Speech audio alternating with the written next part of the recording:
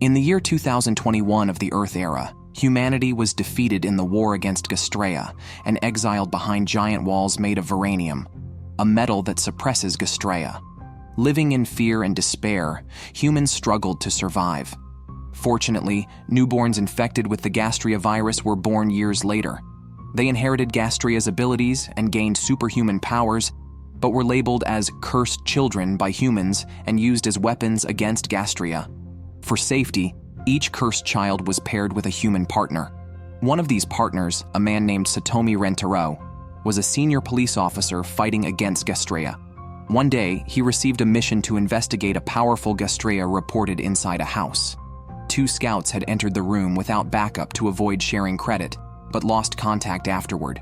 Upon hearing this, Rentaro kicked open the door and found 2 dead bodies and a mysterious masked man. Initially thinking the man was a colleague, Rentaro was shocked when the masked man claimed he had killed the scouts. Rentaro tried to apprehend him but was easily defeated due to the man's superior strength. The masked man declared himself an agent of destruction before leaving the scene. Although unclear about his motives, Rentaro knew that finding the infected and the source of the infection was critical. He ordered the police to quickly secure the area. On the way, Rentaro's partner Enju encountered a fleeing infected. Enju asked if he had any last words, reminding the man of his near-death experience with Gastrea. Suddenly, the man's body visibly swelled at an alarming rate and he spat a sticky mucus that trapped Enju, then kicked her several meters away. Meanwhile, Rentaro arrived at the scene where the police were firing at a spider, but he warned that regular bullets were ineffective and only excited them. Only modified black veranium bullets could hinder Gastrea's regeneration. Suddenly, Rentaro ran out of ammo as the spider lunged at him. In a critical moment, Enju shattered the spider with a kick. Enju was born to fight Gastrea as an initiator, while Rentaro managed her as a promoter. They then sent the infected's body to the lab, hoping to trace the source of the infection to prevent further casualties. Senior police were summoned by the higher-ups to gather and tasked with eliminating the source of an infection and retrieving a box swallowed by it. Suddenly, the masked man Hiruko from before appeared, stating he would also take on the mission. He warned that if he retrieved the box from inside the Gastrea first, everyone present would die. Ikuma attacked Hiruko, but his strike was blocked by a barrier. Facing such a formidable enemy, the police concentrated their fire with black bullets, but Hiruko's barrier remained intact. It turns out he was once part of the mechanized forces fighting Gastrea, and now, for some unknown reason, he was against humanity.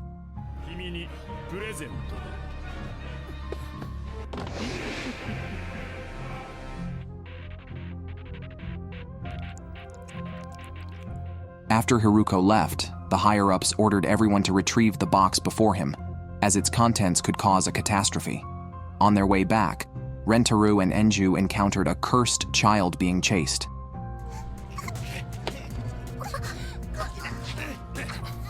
The police arrested her without giving her a chance to explain.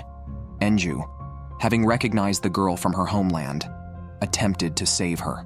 Rentaro told Enju to go home while he tried to stop the wrongful actions, but he was too late. Arriving after hearing gunshots, he found the girl had been killed. These cursed children, the true heroes protecting the city, were hated and persecuted by many. Suddenly the girl coughed. Rentaro quickly rushed her to the hospital. Fortunately, the initiator's strong vitality meant the surgery went well, and the girl survived the critical period, adding to Rentaro's already strained finances. However, Rentaro had no regrets. While he was deep in thought, Hiruko suddenly appeared and invited Rentaro to join them. He argued that the current situation was wrong. Initiators were not respected by humanity. Despite their efforts to save humans, they still faced discrimination because they were not seen as the same. Therefore, he wanted to destroy this ignorant kingdom.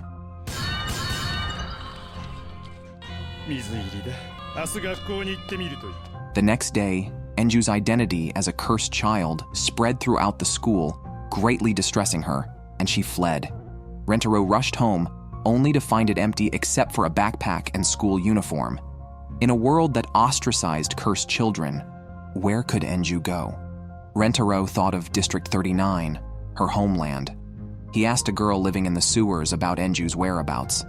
She led Rentaro into the sewers, But the leader there, upon seeing his photo, said he hadn't seen Enju, and reminded Rentaru that he could find other initiators as partners, as they were merely tools for fighting to humans. Hearing this, Rentaru roared that they were not tools, but his most important partners. Later, Rentaru realized his outburst and apologized to everyone before leaving. Unbeknownst to him, Enju had seen everything from a corner. The next day, she returned to school alone but still received no acceptance from her classmates, who saw her as Gastreya. The higher-ups located the source of the infection. Enju vented all her emotions on the Gastreya and quickly killed the massive creature. The swallowed box fell to the ground. Afterwards, Enju, emotionally overwhelmed, hugged Rentaru. Rentaru comforted her, saying that even if the whole world rejected her, he would always be by her side. Just as Rentaru was about to retrieve the box, Hiruko suddenly appeared and knocked him several meters away. Rentaru quickly counterattacked, but his efforts were easily blocked by Hiruko's barrier. Hiruko used his weapon to push Rentaru back and expanded his barrier, forcefully pinning Rentaru against a rock. Realizing he was no match, he told Enju to run away. Good night.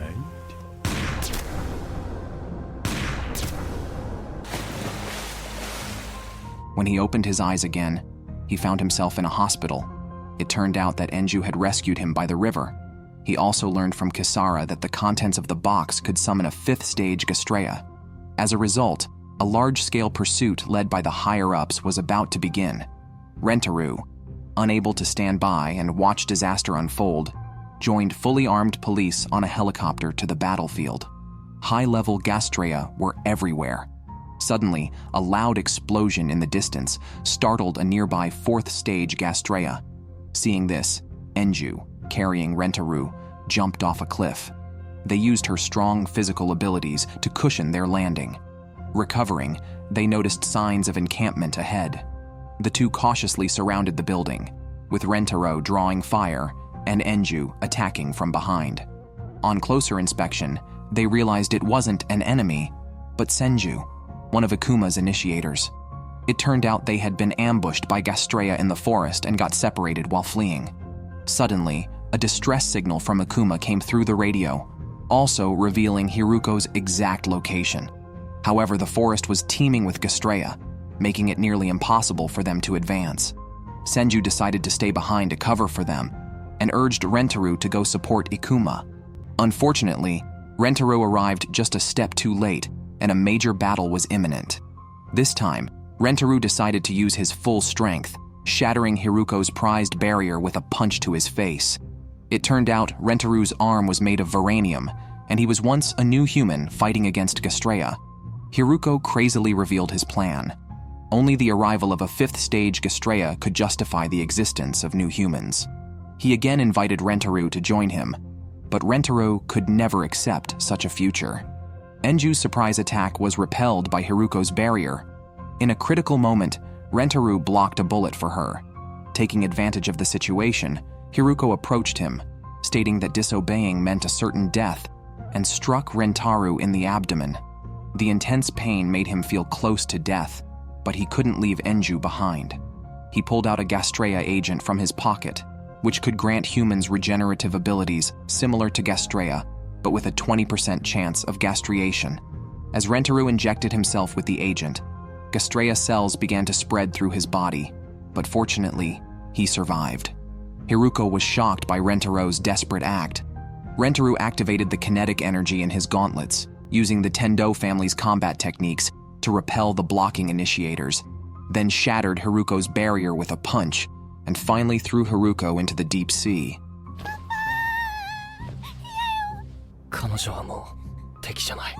The crisis was not over, as a 5th-stage Gastreya appeared.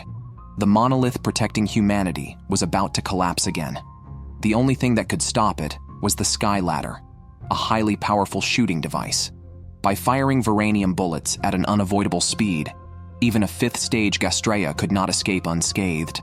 Rentaru successfully activated the Sky Ladder system. All that was left was for the higher-ups to adjust its aim. Unexpectedly, the system indicated an anomaly in the barrel's position, likely due to the absence of the specially made armor-piercing rounds. Rentaru rushed to the ammunition storage and, as expected, found no spare bullets. Without hesitation, he pulled out his Varanium arm to use as a makeshift bullet. Another issue arose. The firing mechanism was beyond repair and could only be operated manually. Rentaru was unsure if he could hit the target accurately. A misfired bullet could cause unprecedented disaster if it struck the town. Enju believed in Rentaru's ability to succeed. Now, he was the only one who could save the world.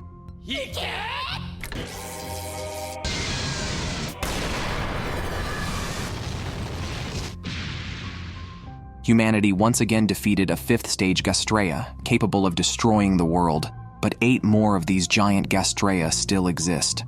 Rentaru walked through a road littered with corpses and saw the heavily injured Senju. He reproached her for not fleeing, but Senju was unconcerned about her wounds and instead asked about Ikuma's condition. Rentaru lied in response. Senju's body was already being eroded by Gastrea cells. In her final moments, she wished to die in human form.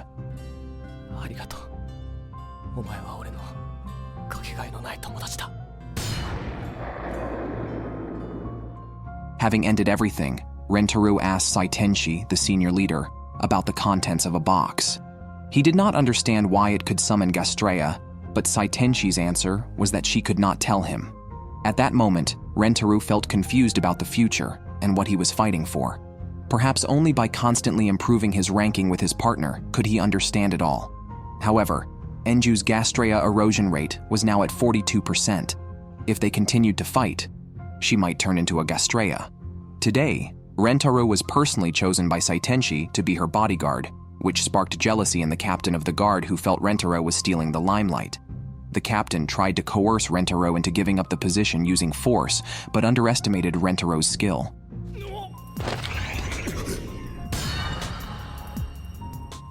Before leaving, the captain threatened to make Rentaru pay dearly in the future. As one problem subsided, another arose. On his way home, Rentaru encountered 3 thugs bullying a girl. He revealed his police identity, causing the thugs to flee. After talking with the girl, who wasn't very smart, he learned she was an orphan named Tina, who remembered nothing else about herself. Rentaru advised Tina to seek help at a police station and gave her his cell phone number, telling her she could call him if needed. Tina immediately called the number to see if it was real. Once confirmed, she told Rentaru this was the happiest day of her life and hoped to meet him again before saying goodbye. That night, as Tina walked alone, she received a call from her master, assigning her a mission to eliminate Saitenshi, Tokyo's regional representative. Meanwhile, Rentaru had a bad feeling while accompanying Saitenshi back to headquarters. Suddenly, a flash of light from a high building followed by a bullet shattering the windshield led to their car crashing into a traffic light. Seconds after getting out, a second bullet exploded the car, and a third bullet was intercepted by Enju. Unaware of each other's identities, this marked the end of their first encounter. The next day, Tina received another call from her master, assigning her a new mission: to assassinate Rentaru's boss, Kisara. Tina grabbed a machine gun and sprayed the room. If not for Kisara's quick reflexes, she would have been riddled with bullets. Seeing Tina stop firing, Kisara jumped up, grabbed a knife, and sliced the machine gun in half. Tina dodged and attacked again, easily avoiding Kisara's slashes, and then using the machine gun to slam Kisara against the wall, incapacitating her. Just as Tina was choking Kisara and her life hung by a thread, Rentaru heard the noise and rushed in, kicking at Tina. She dodged and picked up her machine gun, engaging Rentaru in a struggle. When she recognized his face, Tina froze, unable to believe the situation was real. Rentaru was equally shocked to find that the girl he once saved was now an assassin sent to kill his superior. After some thought, Rentaru decided to first control Tina by grabbing the weapon from her hands. He then signaled for Kisara to attack. Kisara picked up her long sword, and a blue sword energy swept across the floor towards them. The room filled with dust, and a loud explosion followed. Tina had vanished into the night. Rentaru realized that Tina had spared them. Otherwise, both would not have survived. That day, Tina prepared to assassinate Saitenshi again. As she pulled the trigger, Rentaru tackled Saitenshi to the ground, taking the bullet himself. Seeing her partner injured, Enju couldn't swallow her anger and decided to confront the so-called assassin herself. She leapt onto a rooftop 100 meters high and chased after the assassin. Meanwhile, Saitenshi rushed over and informed Rentaru that their opponent was ranked 98th. a soldier enhanced with owl factors. She warned that Enju chasing alone might end badly. When Rentaro called Enju, Tina's voice came through instead. By the time Rentaro arrived at the hospital, the doctor informed him that Enju had been injected with a large dose of anesthetics and would not wake up for 2 days. Rentaro knew all this was because of him.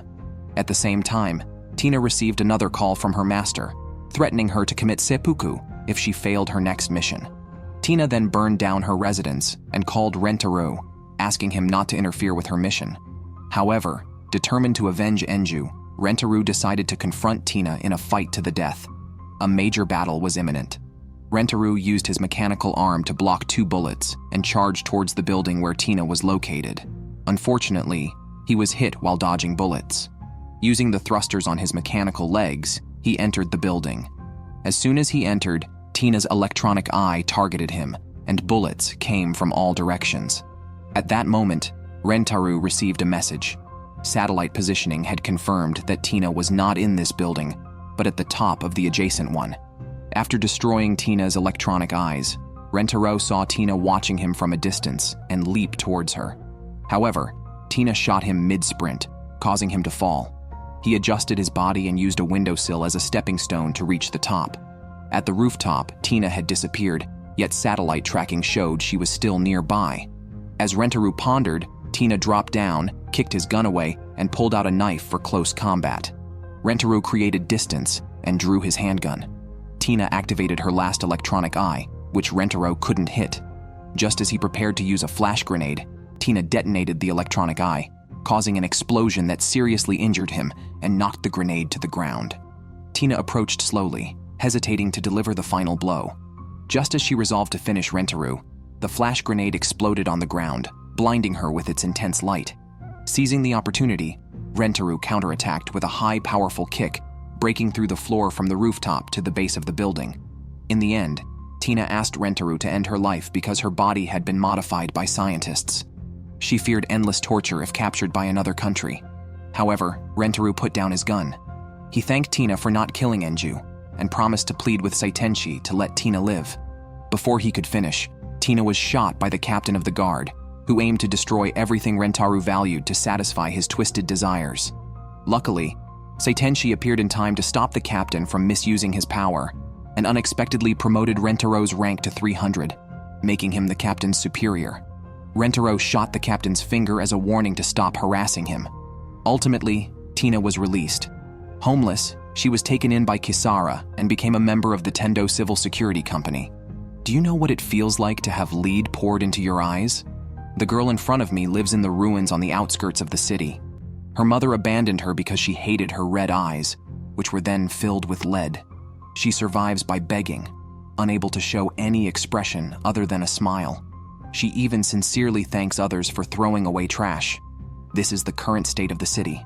Rentaro gave the girl some money and told her not to come back here again. Then he left with Tina.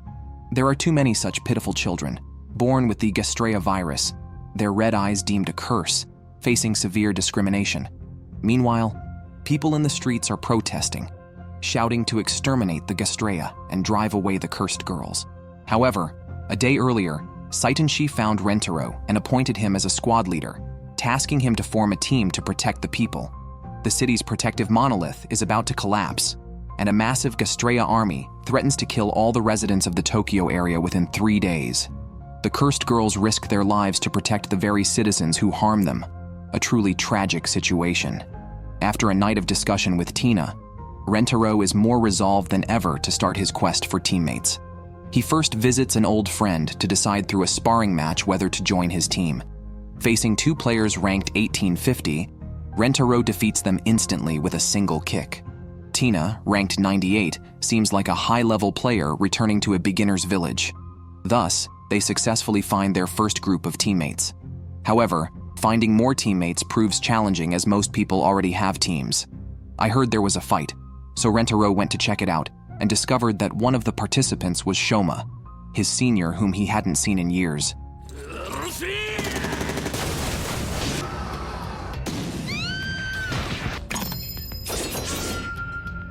The sparring was mismatched, and the fight ended quickly. Rentaro took this opportunity to invite Shoma to join his team, which now had 6 members. With Kisara and Tina pairing up, Rentaro's team grew to 8 people. After the meeting, the girls were playfully roughhousing, and Rentaro took the chance to confess his feelings to Kisara, but Tina caught him. Meanwhile, nearby, the monolith was already under attack by the Gastrea.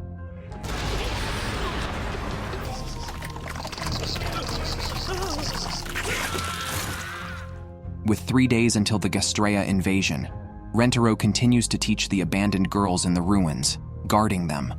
The day's lesson is about describing their future dreams. Enju is the first to finish her assignment, revealing her dream is to marry Rentaro. Tina shares the same dream. At the end of the class, the rest of the girls look down, their faces filled with worry and confusion. Seeing this, Rentaro turns to ask Kisara how much money they have left. They decide to take the girls back to the city for a break. Leaving the ruins for the first time in a long while, the girls are very happy. Rentaro takes them to a monument where 2 great wars were fought. Facing the impending Gastrea army, the girls are anxious, which is why Rentaro brought them here. The monument symbolizes miracles and victory. As both a frontline fighter and their teacher, Rentaro promises to protect them. Gradually, the girls' confusion fades and they huddle together, discussing something before declaring they all want to marry Rentaro.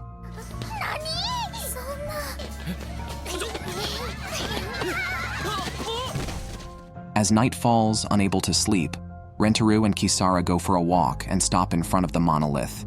It is visibly eroded, crumbling at the slightest touch. After leaving the monolith, they lie on the grass, enjoying the peace before the impending battle, fearful of loss and praying for victory. As time passes, there are only 2 days left until the Gastrea army invades. Through a government lottery, only 30% of residents were able to enter the underground shelters. The rest, venting their dissatisfaction and fear, recklessly destroyed the city. Rentaro returned to the overpass and saw the blind girl who had been bullied before. A group of citizens were assaulting her, yet she still wore a smile.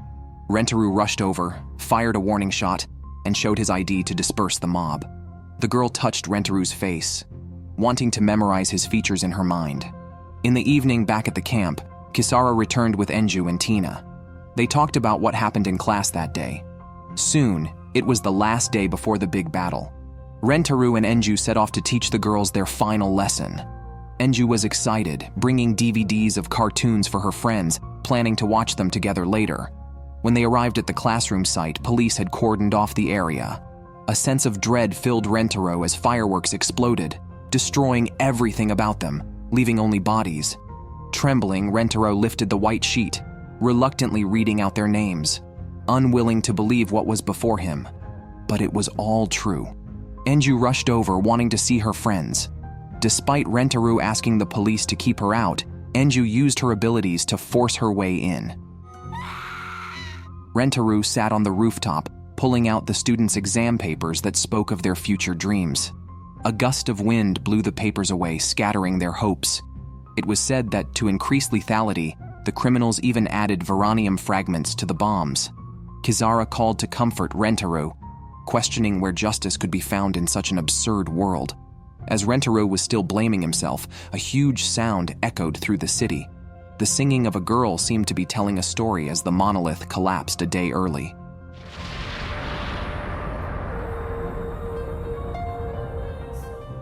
The third war between humans and Gastrea has officially begun. The sound of continuous gunfire could be heard from afar. The regular army built the first line of defense, while the police forces stood by in the distance. Just minutes later, the gunfire abruptly stopped. Had the battle been won? The sound of exploding tanks in the distance signaled the army's defeat. Gastrea forces, accompanied by clouds of dust, charged toward the police. Rentaro's squad quickly noticed something unusual. Flying Gastrea were carrying bug eggs, aiming to surround humans by reaching behind the battlefield. Other teams hadn't noticed this.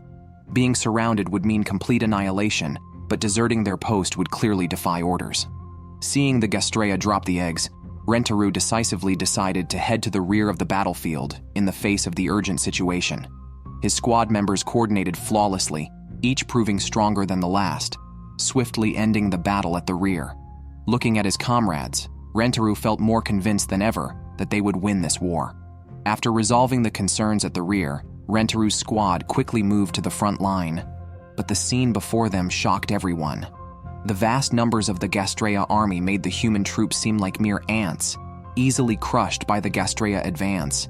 If this continued, they would be completely overrun. Rentaru hurried to find the battlefield commander to order a retreat. However, the commander's face was fierce, and he incessantly muttered about the Spear of Light, having completely lost his sanity. With a mad laugh, he abandoned the fight. A spider Gastrea opened its massive jaws, and the commander vanished into the abyss. At that moment, numerous beams streaked across the sky. Not meteors, but the Spear of Light the commander had mentioned. The massive Gastrea roared, seemingly mocking human incompetence. Surprisingly, the Gastrea forces then retreated, leaving behind a devastated battlefield. The situation was grim. Humans infected by Gastrea would turn into monsters, similar to the zombies commonly seen in movies. This meant that the thousands who had perished in the war had become Gastrea, increasing their numbers instead of reducing them. Now, only over 500 humans remained capable of fighting. After tending to the wounded, Rentaru's squad found a temporary shelter. Due to the dust raised by the collapsing monolith blocking the sun, temperatures had plummeted, and they even needed to light a fireplace in the heat of summer. Back at the dining table, they discussed the day's events. Those hit by the Spear of Light showed signs of mercury poisoning. Tina had observed through a drone the Gastrea that fired the mercury, noting its enormous size though its appearance was unclear. During the conversation, an envoy from headquarters arrived. The Legion commander had urgent matters to discuss with Rentaru. Everyone's expression was solemn, the dim candlelight casting a scene reminiscent of interrogating war criminals. The commander directly asked about the battlefield's final moments from Rentaru, as the fallen commander was his son. He questioned why the once victorious army had faced such a disastrous defeat. The reason was a level 5 Gastrea, the largest one on the battlefield, which had released pheromones attracting other Gastrea and had taken command of the battlefield. In other words, killing it would lead to the Gastrea force's collapse and human victory. Unmoved by Rentaru's intelligence, the commander revealed shocking news. The level 5 Gastrea was immortal. He had once decapitated it and stabbed its heart, but the creature did not fall. Its wounds began to heal slowly. Furthermore, another critical aspect of the war was the Gastrea codenamed Subaru, which had released the Spear of Light. Victory depended on not overlooking either Gastrea. Changing the subject, the commander addressed Rentaru's alleged desertion during battle, intending to impose severe punishment. Driven by resentment over his son's death, the commander, acting out of a mix of public duty and personal vendetta, was prepared to execute Rentaru on the spot, regardless of his explanations. In the end, he decided to send Rentaru alone to kill Subaru, sparing the other squad members from punishment.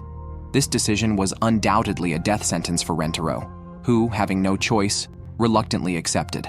He secretly said goodbye to the sleeping Enju and headed to the battlefield alone. However, just as he reached the outskirts of the forest, he was targeted by a wolf-like Gastrea. While this type of Gastrea was not strong in individual combat, their overwhelming numbers were hard to fend off. Rentaru narrowly avoided an ambush, but was still bitten on the shoulder and thrown down a cliff. Fortunately, a river below the cliff cushioned his fall. As he climbed ashore, gasping for breath, he was met by an entire pack of wolves, including an unusually large alpha. It seemed Rentaru was about to be killed when suddenly, as if sensing something, the Gastrea collectively ran deeper into the forest. Two figures emerged from the depths of the forest. It was Hiruko, the masked man Rentaru had previously defeated. Even after being saved by him, Rentaru remained cautious and kept his handgun ready. Curiously, he asked Hiruko why he was there, and if he was planning any atrocious acts. Hiruko did not argue or offer any explanation. Both being modified humans with extraordinary powers, Hiruko had always admired Rentaru and extended an invitation once again. He expressed that when faced with senseless violence, one would think about the immense power within capable of destruction. Acting on such thoughts had made Hiruko who he was. Rentaru firmly declined the invitation. When he awoke, the duo of Hiruko had already left. Rentaro continued his search for Subaru. However, Hiruko had not gone far and reappeared, following Rentaro. They soon located the enemy's stronghold, a sight of Gastrea piled high, chilling to the bone, with Subaru tightly guarded in the middle while the Gastrea seemed to be resting. It was the perfect time to strike.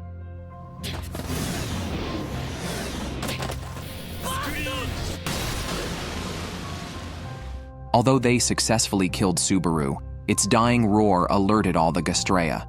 Hiruko, with his agile skills, managed to escape, but Rentaro, injured, was caught by the Gastrea. Fortunately, Hiruko's partner, Kohina, rescued Rentaro. The three of them tensely hid behind a waterfall, pressing against the wall, daring not to move. Outside, groups of Gastrea were moving, shaking the ground. Even the level 5 Gastrea appeared.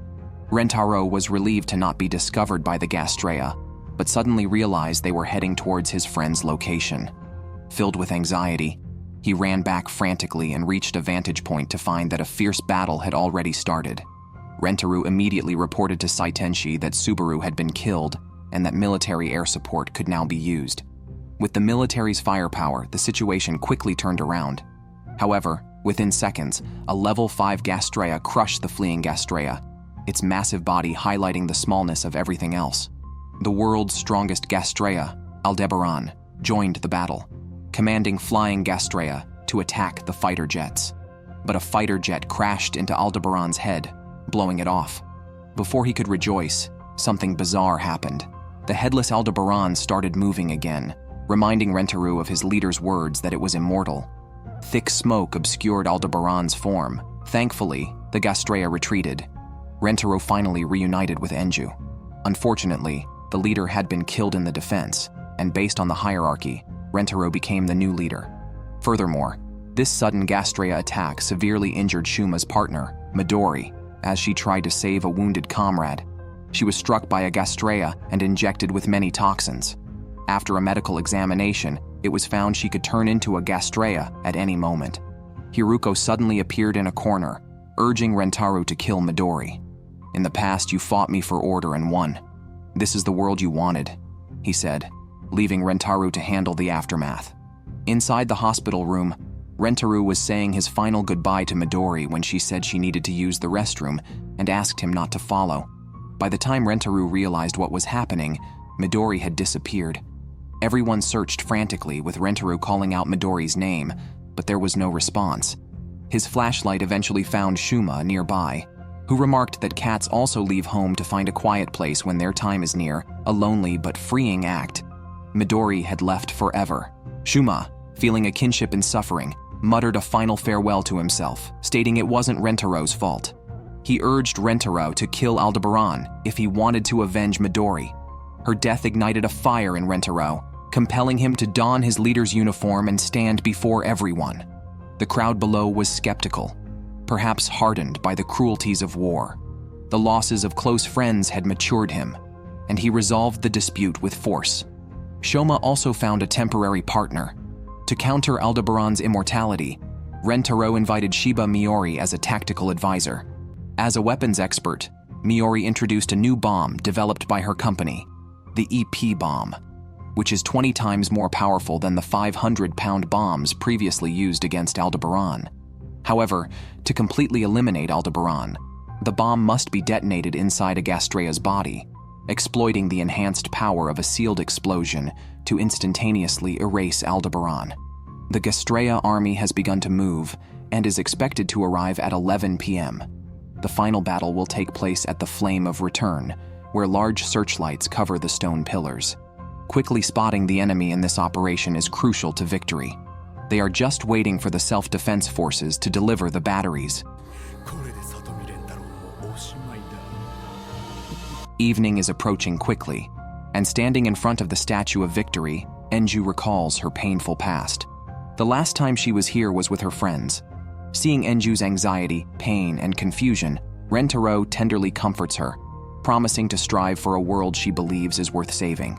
All units have assembled, and the initially planned support squads of 5 teams of 10 have finally formed at the last moment. Everyone has assembled and is anxiously waiting. Only 10 minutes remain until the Gastrea are expected to arrive, but the batteries have not yet been delivered. The trembling earth and rising dust in the distance signal that the Gastrea forces have broken through the forest. Without the searchlights, everyone will have to fight in complete darkness. The choice is between waiting to be attacked or charging into the enemy lines to face certain destruction. Suddenly, countless sky lanterns light up the battlefield. At this moment, a call comes from Saitenshi at the rear of the battlefield. These numerous lanterns, carrying the hopes and the will to survive of the citizens of the Tokyo area, entrust the future to you. You are urged to move forward boldly, maintaining courage regardless of the situation. The lights illuminate the path to victory as the operation officially begins. The self-defense forces start with a barrage of firepower, attacking a large group of Gastrea with numerous thermal weapons and launching a furious mortar assault. The extensive bombing forces Aldebaran out, moving the operation into its second phase. All police forces make a sudden assault, with Tina providing long-range cover. A huge worm-like Gastrea bursts out, pushing Rentaru into the air, but fortunately, Enju saves him just in time. Kisara arrives and slices the Gastrea in half. Rentaru's mission now is to locate Aldebaran, with the other team members handling any Gastrea that appear.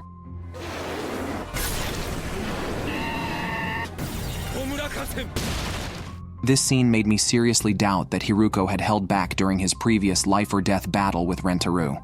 As the radar indicated they were closing in, Aldebaran came into their field of view. Enju kicked its head off, and Rentaru followed up.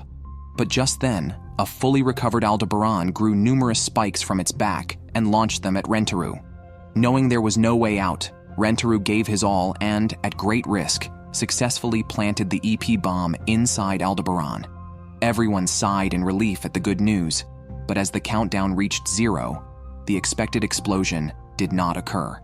The countdown stopped at 1.75 seconds. It was a dud. Not only did it silence Rentaru, but it also chilled everyone's hearts. No one could accept that the core of the entire plan, the EP bomb, was a dud. However, just when everyone was about to give up, Rentaru did not. With a grim face, he made a decision. Having known Enju for a year, he felt he was the happiest person in the world. Unfortunately, he thought this happiness would now only live in his heart because the battle was not over. The EP bomb had to be detonated by applying an external force directly to Aldebaran. Rentaru decided this was the last way to detonate the bomb. As he moved through the smoke, Rentaru was determined, but just then, the corrosive fluid Aldebaran sprayed not only destroyed the monolith, but also shattered Rentaru's illusions. Seeing victory so close, yet feeling utterly powerless, Rentaru despised his own helplessness as he lay on the ground, overwhelmed with thoughts. Just then, Shoma arrived and slowly helped up the severely injured Rentaru. He already knew what Rentaru was planning to do. Facing the massive Aldebaran, he told Rentaru to live on for both of them.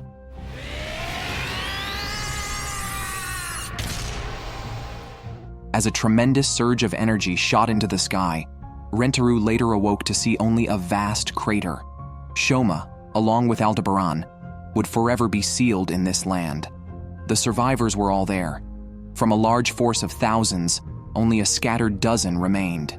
In the distance, helicopters carrying materials for the monolith flew in as the morning light spread across the land, clearing away the gloom brought by the battle.